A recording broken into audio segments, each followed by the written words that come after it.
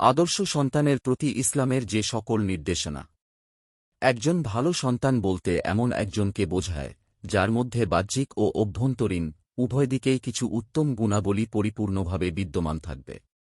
বাহ্যিক দিক থেকে সে নিয়মিত নামাজ আদায় করে বড় পাপ থেকে নিজেকে দূরে রাখে এবং ছোট পাপের ব্যাপারেও সতর্ক থাকে। সে সুন্নাহ অনুযায়ী জীবন পরিচালনা করে এবং সর্বদা পিতামাতার প্রতি শ্রদ্ধাশীল ও কর্তব্যপরায়ণ থাকে। তার আচরণে শালীনতা, আনুগত্য ও নৈতিকতার প্রতিফলন স্পষ্টভাবে প্রকাশ পায়। আর অভ্যন্তরীণ দিক থেকে তার অন্তর থাকে পবিত্র ও পরিশুদ্ধ। সে হিংসা, বিদ্বেষ, অহংকার সহ সব ধরনের অন্তর্দোষ থেকে নিজেকে মুক্ত রাখার চেষ্টা করে। তার হৃদয়ে থাকে বিনয়, সহানুভূতি, আন্তরিকতা ও আল্লাহভীতি। একজন নেককার সন্তান এমন কিছু উত্তম গুণে গুণান্বিত থাকে যা তাকে দুনিয়া ও আখিরাতে মর্যাদাবান করে তোলে। তার প্রধান বৈশিষ্ট্যগুলো হল: ১. পিতামাতার প্রতি কর্তব্যপরায়ণতা। সে জীবিত অবস্থায় পিতামাতার প্রতি শ্রদ্ধাশীল, অনুগত ও সদয় আচরণ করে। আর তাদের মৃত্যুর পরও তাদের জন্য দোয়া করতে ভুলে না।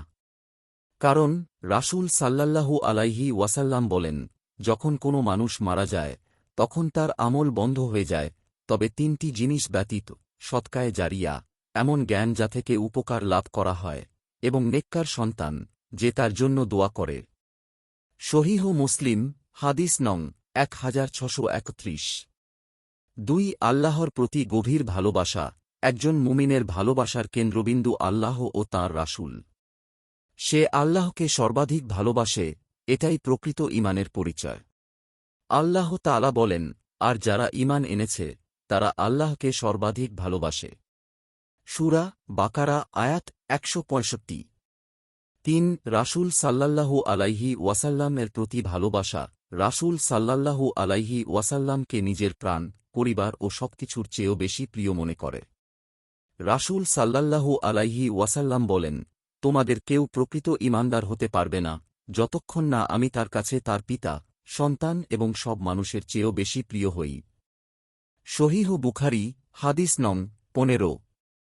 ৪. ইবাদতে অটল থাকা।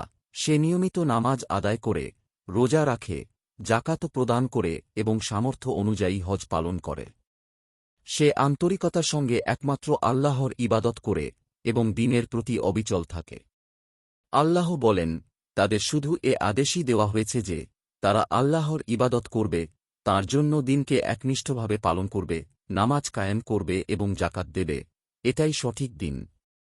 সূরা বাইজিনাহ আয়াত ৫। ৫. ঈমানের ব্যাপারে দৃঢ় বিশ্বাসী হওয়া।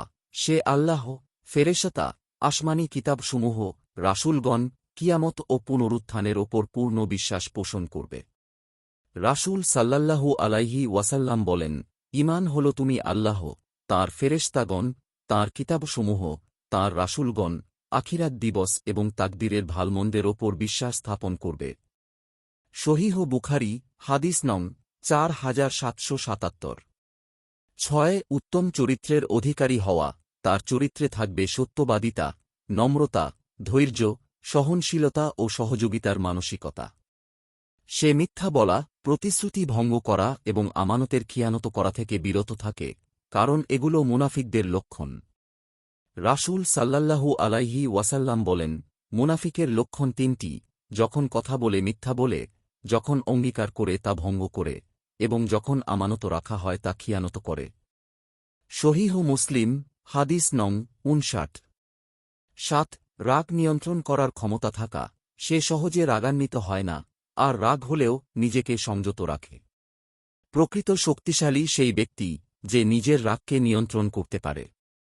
রাসূল সাল্লাল্লাহু আলাইহি ওয়াসাল্লাম বলেন, শক্তিশালী সে নয় যে কুস্তিতে জয়ী হয়, বরং শক্তিশালী সেই ব্যক্তি যে রাগের সময় নিজেকে নিয়ন্ত্রণ করতে পারে। সহিহ বুখারী, হাদিস নং ৬১১৪। ৮. অহংকারমুক্ত জীবনযাপনে অভ্যস্ত হওয়া। তার অন্তরে অহংকার থাকবে না। সে হবে বিনয়ী, নম্র ও ভদ্র। কারণ সামান্য অহংকারও মানুষকে জান্নাত থেকে বঞ্চিত করতে পারে। রাসূল সাল্লাল্লাহু আলাইহি ওয়াসাল্লাম বলেন, যার অন্তরে এক অণু পরিমাণ অহংকার থাকবে সে জান্নাতে প্রবেশ করবে না। সহিহ মুসলিম, হাদিস নং ৯১। এই গুণাবলীগুলোই একজন সন্তানকে আদর্শ সন্তান হিসাবে প্রতিষ্ঠিত করে এবং নিজের জীবনকে সুন্দর চরিত্র, দৃঢ় ঈমান এবং উত্তম আমলের মাধ্যমে গড়ে তুলতে সাহায্য করে। নিয়মিত ইসলামিক এবং স্বাস্থ্য বিষয়ক ভিডিও পেতে লাইক, কমেন্ট, ফলো এবং চ্যানেলটি সাবস্ক্রাইব করে পাশে থাকবেন। মহান আল্লাহ আপনাকে উত্তম যা দান করুক। আমিন।